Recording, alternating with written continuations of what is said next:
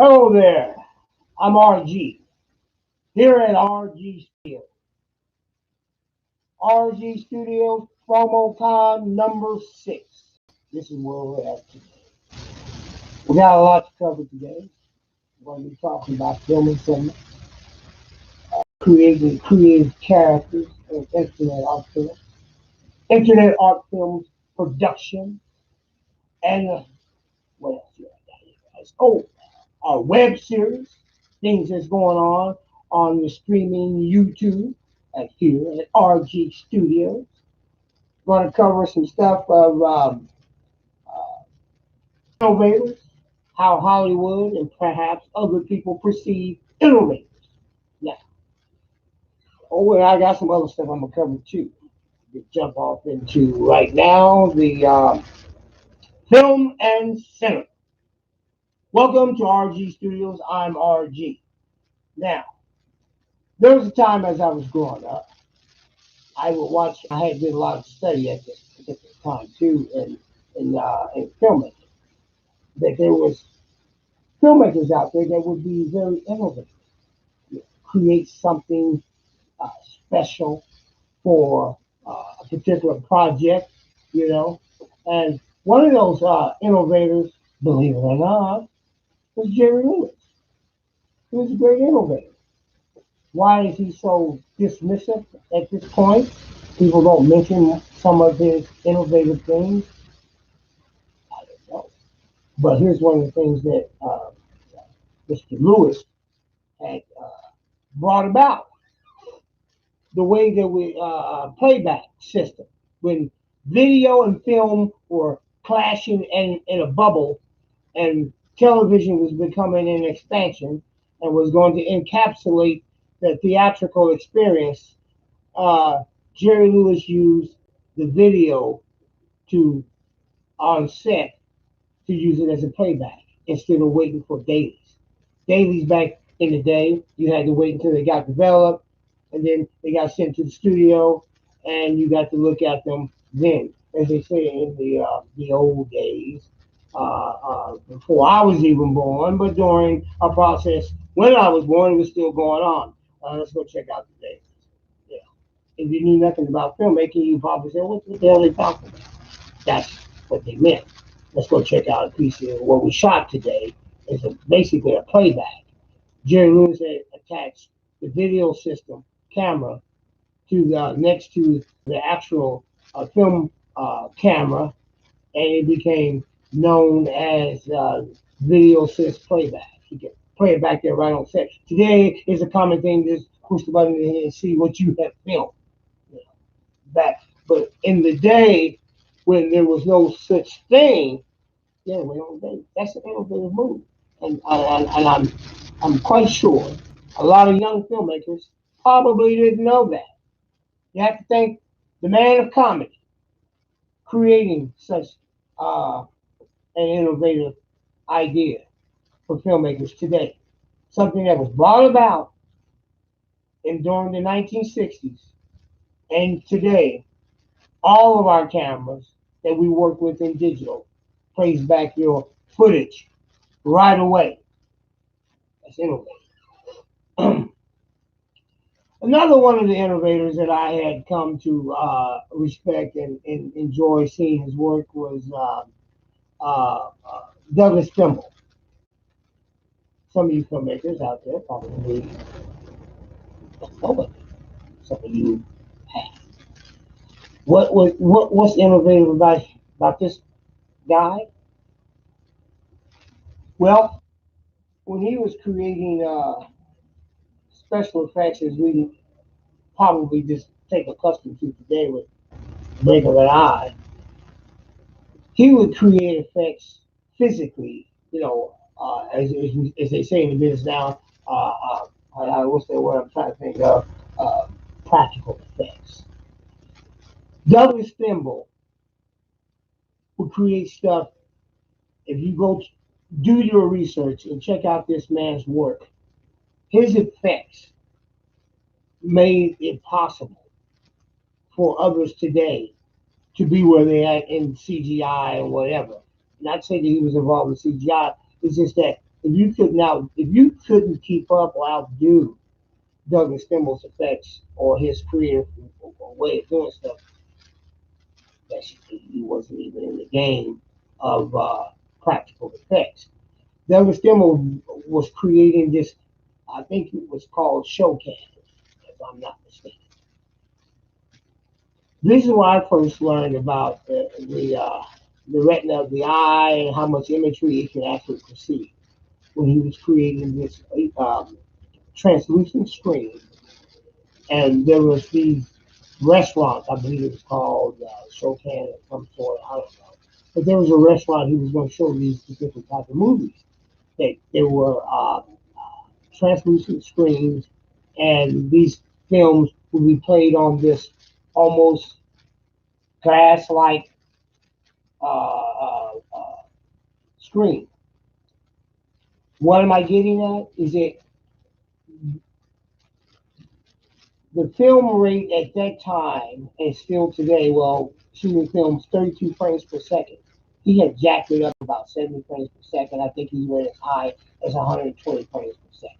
Is when he had come to the realization that the eye retina can only pick up so much information uh, from stop frames per second. Now, this brought about what we would call today what, 3D or perhaps a visual perspective of reality, like you would call maybe I don't want to use the name Star Trek when they have there in the holodeck, but it gives you this illusionary visual, like it's live, that you can almost touch it, you know. I am so surprised this did not catch on. But with this um, innovative technique, filmmaking progressed further, visualizations projected further behind the studies of Douglas Campbell and what he had done. If you look back at that, you're going to say, oh my God, how come some of this stuff is not being seen today?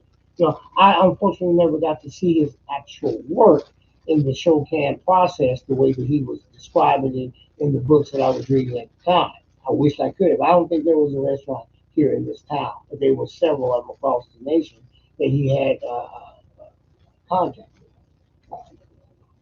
Why do we fear or we dismiss innovators? Is my reference points here. I don't know. I think we're so caught up into what we call uh, progress. What is progress? Progress is just how far we come, basically. And being dismissive of how we got here, it's almost like you don't know how you got. Well, you don't know where you're going if you don't know how you got here. So the progress becomes mute. All right. Enough of that. Let's move on to something else. Now,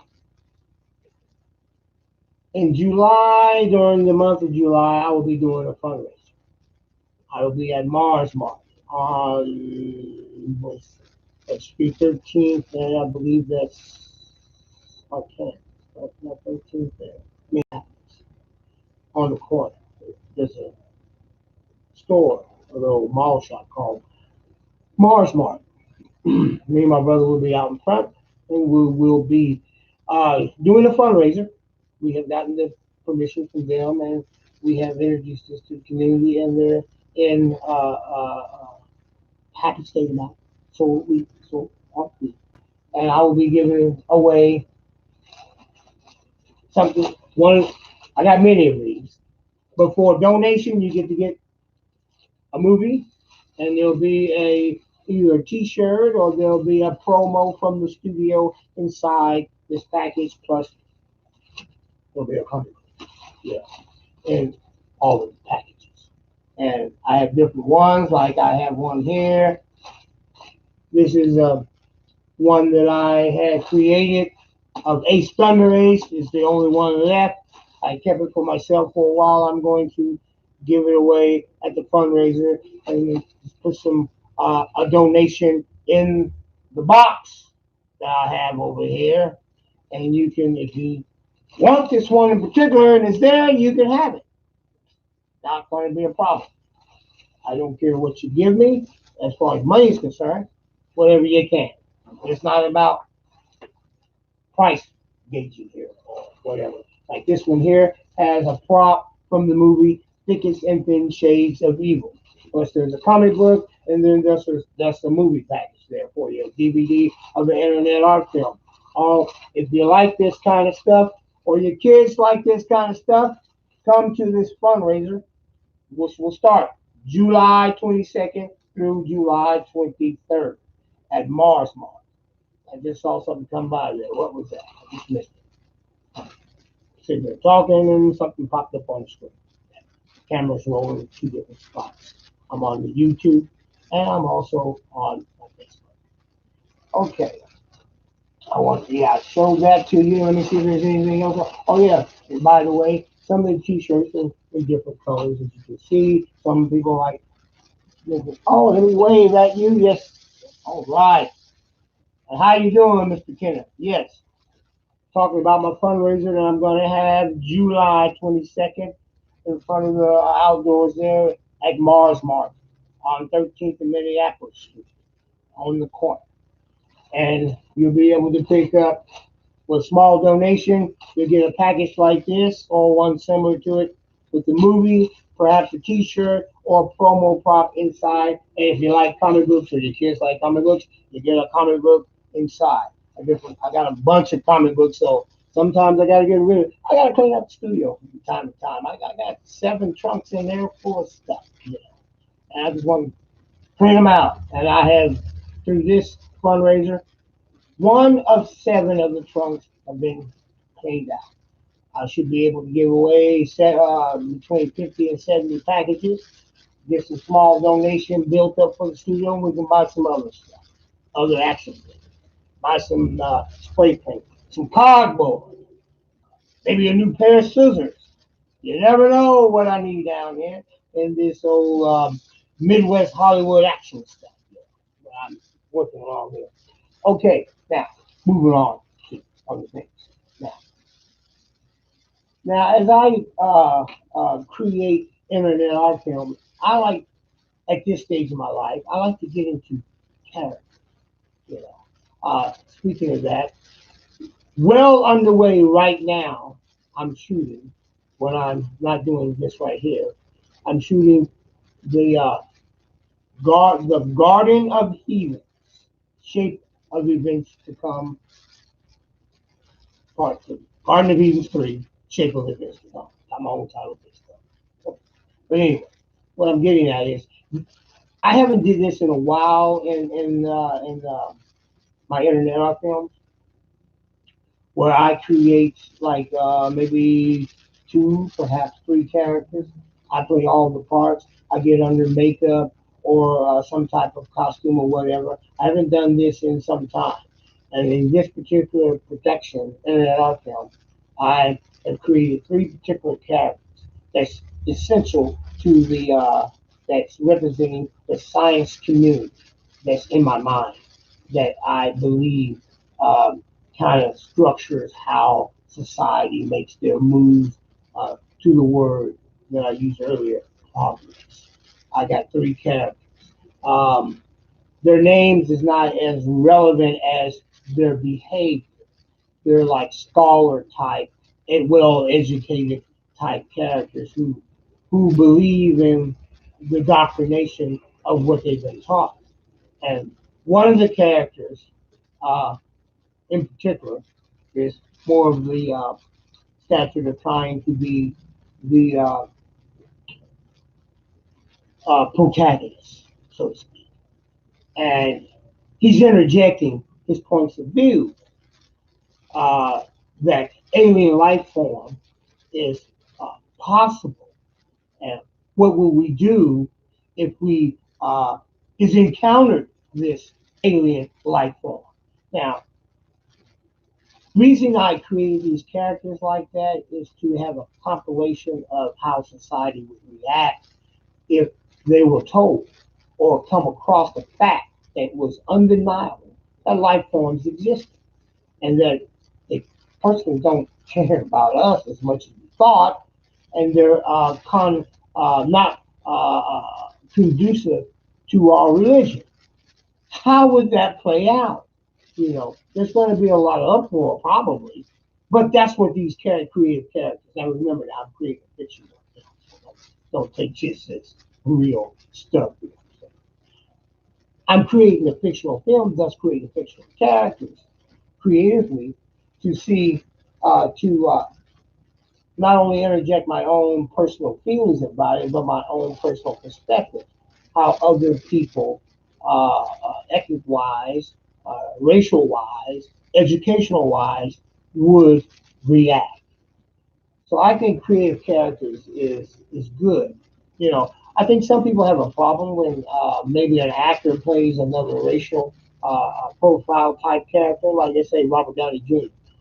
I don't have a problem with that as long as the character is uh, done in a way that I can identify.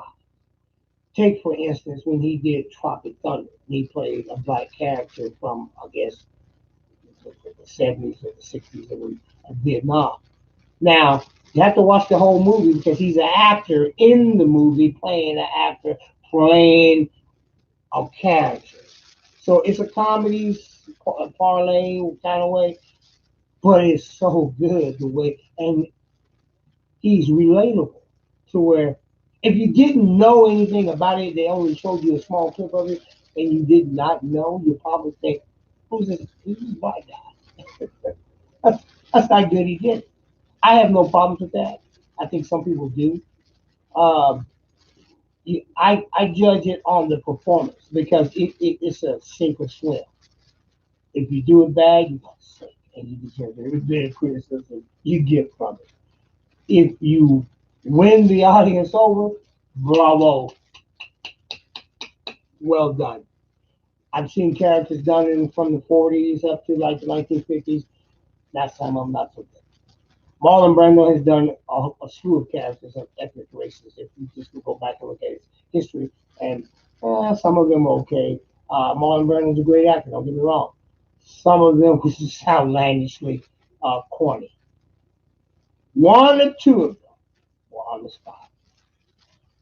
That's just creative character. I don't think actors should be put into a pinhole to where they can only play their own nationality. I'm just not that way. I'm sorry because that limits an expression.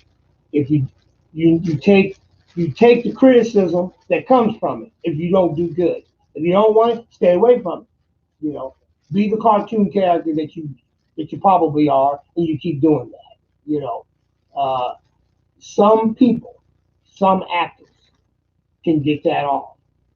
Is yes, it is socially dangerous to tread on. To say I'm gonna put on a for instance, this was very common back in the day. I don't know why they did it, but they did. You get a white guy, he plays an Indian, straight out blue eyes and everything. I've seen some shows like that. Personally, I never thought much of it, except a terrible role. The guy didn't do very good of a job. Of course, they could have got a real Indian to do the job. Would it turn out any different? I don't know. But that's the criticism you get from doing a half-assed job versus a fine performance. So I always say, "Oh, hey there, Tyler. Yes, how you doing, Mr. Tyler? How you doing today? RG at RG Studio PromoCon number 6. Just talking about the things at the studio, creative characters. I think there's some in the reactors and you can play that part. You can be me, Tyler. I will let you do that. I sure would. That would be fantastic. I would love it. I just love that kind of stuff. That's my good friend Tyler. Wasn't for him, I wouldn't be doing eBay auction comic sales. You see these comic books behind me? Thank you, Tyler, for showing me eBay. I tell people almost at least once a month about me and your great meeting at the job, the county, how we met, how we got to talking, and you told me about eBay, and my words to you was, "What the hell is eBay?" I didn't even know anything about it. And somehow the conversation of comic books come up, and you say, "Well, you can find comic books on eBay." You just blew it into existence. You can find comic books on eBay if you like it, and I did. And I bought my first comic book, cost me $700. And I said, "What the hell I spent all that kind of money for?" I was so angry with myself. I tore the comic book in 64 pages. I tore them all into pages. I just ripped it from the spine, tore it off, and I had to ask myself, "What the hell am I doing that for?" So I talked to Tyler about it, and Tyler said, "You can sell your comic books on eBay." Sell what? And I did. I sell. I started selling one page at a time. I paid 700 for it. I made over 2 grand back, and the rest is history. And we're looking at RG Studios. Thank you, Tyler. Love you, man. Now, getting back to creative character. Yes, to sum up the whole thing, I think actors, independent and major actors, should be able to take that leap, so to speak, and not be afraid to play any ethnic character that they want, white, black, whatever, Chinese, it makes no difference. But you have to accept the criticism that comes from it. That's all, and I think that's the fear, social criticism, because or social backlash, if you want to call it. I personally don't give a hoot myself. If the criticism comes back badness, what? Then my performance is bad. I'm an actor, and when I'm in the front of the camera, I'm an actor, you know. And behind the scenes, I'm a director and such. If criticism says that your performance is bad, okay, so what? Yeah. I think actors are, they're so entwined to say they don't want to lose their career over a step like that. But Robert Downey Jr. did a great job playing in Tropic Thunder. If you've never seen Tropic Thunder, you must check it out. Oh, and by the way, Tom Cruise played a good part. I didn't even know it was him until I looked back on the credits. You know, he played that one character. I forgot his name in the movie, but he funny. I love it. I think the comedy helped smooth out the social stigmas that would have caused a great deal of backlash if you try to do a serious drama with other people playing other actors. You're gonna get run out of this room, god damn it. Nobody wants to see that. But you need to see it. Anyway, now I'm RG. I'm love being here today. I'm talking about a lot of stuff. We just crossed over into, like I said, the film and cinema, which is talking about the innovators and what's going on. And I have to step again into the realm of film and cinema once again. I like going to the movies, but as we have now seen, and it's not because of the pandemic, trust me, it's not that. It's the way the film business was going anyway. Uh, there's less theater window now than it used to be. I think I spoke about this once before. There's going to be a lot of stuff that's going to come right on the streaming services, and then there's going to be a smaller window. I watched Godzilla versus King Kong. I like I like the film. I'm gonna get that right out the way. Yeah, I like it. It was convoluted. The story was crazy. I like it, and I like it mostly because of the cinematic largeness of it.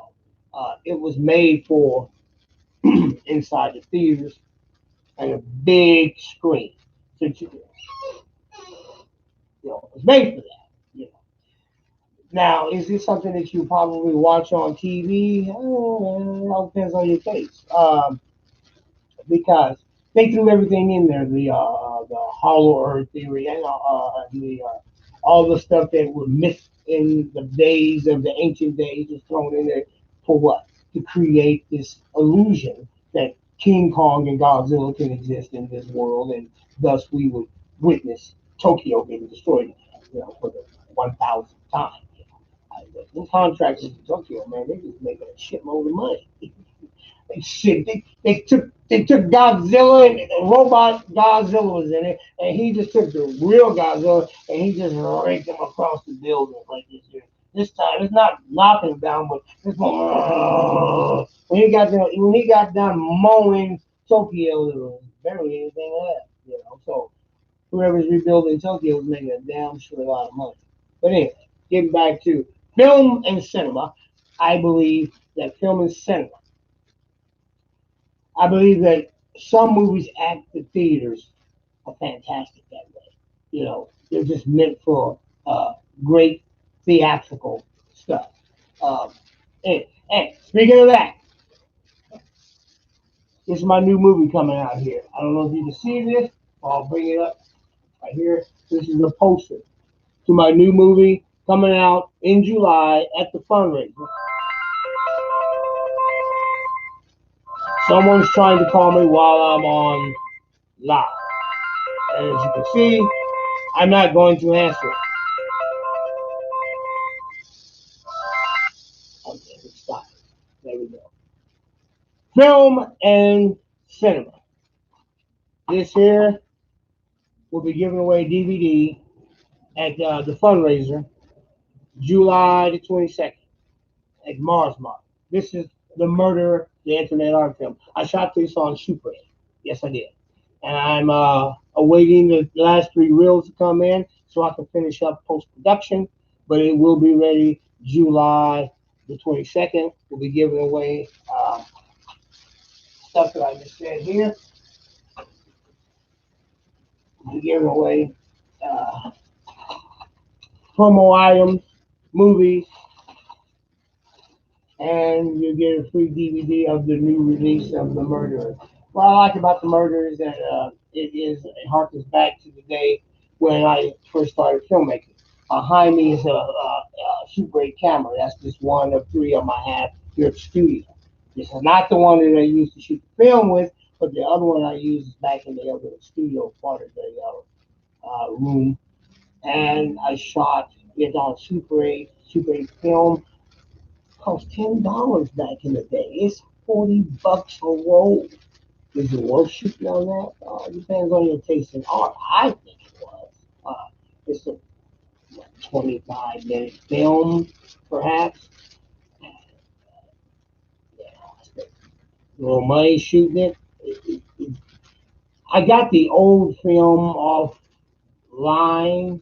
Someone was back. It was Chrome. I think they were selling it for. I don't know. It was cheap because it's expired. And there's only like one place or 2 places that will develop expired film, called film, and it's in New York City. So it's gonna take a while. But anyway, when it's back, we will put the production and post production together, ready, and we will show it. And also, I will have a showing July the 23rd, which will be a Friday. I'm passing out tickets at the fundraiser. There's a limited seating. And that ties into my film and cinema that I was trying to get at. As you can see, that sometimes I get sidetracked. But anyway, film and cinema giving away free tickets to the Internet Art Film, The Murderer. The Murderer, the Internet Art Film. That's going to be July 23rd, the showing at Mama Films at the Lux downtown area. I have to get the exact address of it. But if you come to the fundraiser on the 22nd, I'll have all the information, not only on the ticket, but I'll have it in my head so I can tell you. Yeah. So, but remember, there will be a cinema. 2 showings. One will be at 3, and the other one will be at 4. You can take your pick, whichever one. But there will be 2 showings that day at the Lux. You come to the fundraiser the 22nd. You see me out there, I'm gonna give you a free ticket. There's a limited seat of tickets, so for limited seating, so that means limited tickets. I want people that like cinema because I like cinema. You know, some films are just meant to be seen big. Other films, they just play like this. Okay. Anyway, that's enough of that. Okay, we're gonna get on subject number two. We're at 30 minutes now. Shooting is well underway for the Garden of Heathens 3 Shape of Events to Come. I believe I mentioned that earlier. I am shooting that when I'm not doing my promo con studio work like this here, or perhaps auction stuff. And this film, I'm hoping it will be done before the summer's end and somewhere before start of fall. I can have a screening. I'll have to update you on that as progress continues. But I always use the word we. This is just one of those things that I do. We are still shooting the Guardian of Evil's 3 Shape of Events to Come. Putting it together, the script sitting over here on my table desk. I'm going to meet with DJ Eric. The 20th, I think it's the 20th. No, somewhere around this month, the end of this month, 20, 22, 23.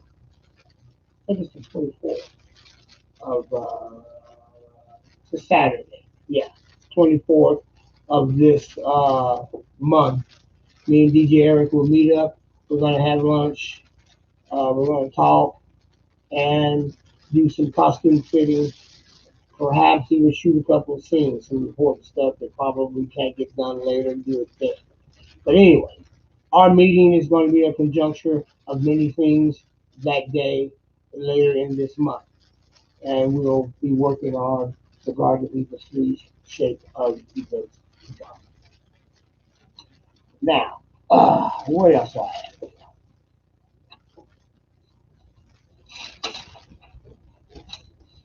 Okay, now, I want to talk about, before I end this, I want to talk about um, the Marvel Cinematic Universe and the DC Universe. I've been combing through the websites and I keep up on the trades and stuff like that and what's going on. I know a lot of people like the cinematic universe. I like it too. And they're making a Black Panther number two, Walker Wonder Forever. Now, I'm gonna be honest with you. I've never seen the first one.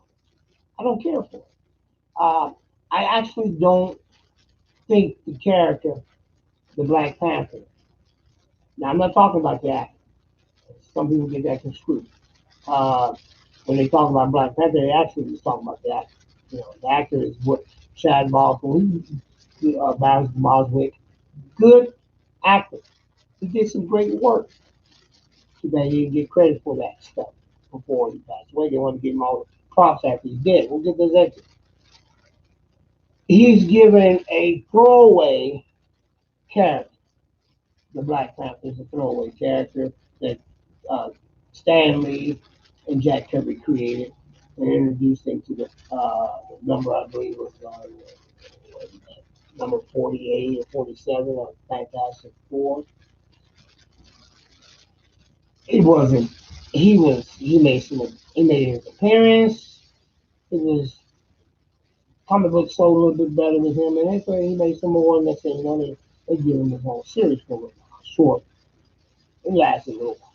But not a big enough fan base to actually drag him into popularity status or perhaps say Incredible Hulk, uh, which is a semi universe injustice to.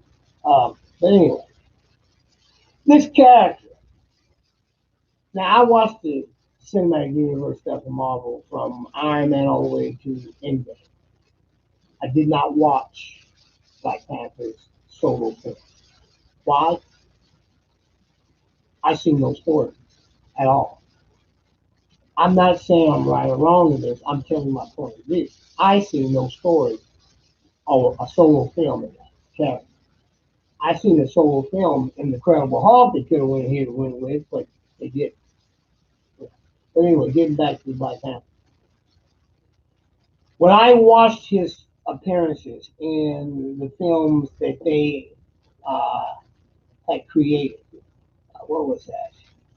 I think Civil War, and then there's maybe a couple other ones. Let's see if I can get what that story character is. The only thing I saw in there was that whose grace and performance outshine that character thousands of times.